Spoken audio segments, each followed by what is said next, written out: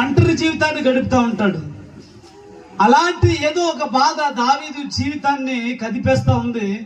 దావీదు అంటున్నాడు, రాత్రి వేళ ఇంటి మీద ఒంటరిగా ఉన్న పిచ్చుకోలే నేను ఉన్నాను అంటున్నాడు. నేను అంటాను, దావీదుకి ఎవరు అంటే బంధువులు ఎవరు లేరా అంటే బంధువులు ఉన్నారు. దావీదుకి అన్నదమ్ములు ఉన్నారు, తల్లిదండ్రులు ఉన్నారు, అందరూ ఉన్నారు. అందరూ ఉన్నా సరే దావీదు ఒంటరిగానే ఉన్నాడు. దేవునికి స్తోత్రం చెప్పండి గట్టిగా.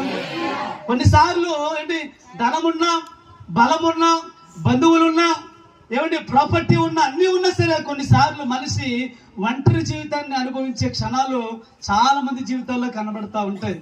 దావీదు జీవితంలో కూడా ఒంటరి, ఇంకా నా జీవితం అయిపోయింది, ఇంకా నాకు భవిష్యత్తు లేదు అనే అనే నిరుత్సాహమైన స్థితిలోనికి దావీదు వెళ్ళిపోయాడు. అందుకే ఈ మాటను నిరుత్సాహంతో ఉంటూ ఈ మాట రాస్తూ ఉన్నాడు,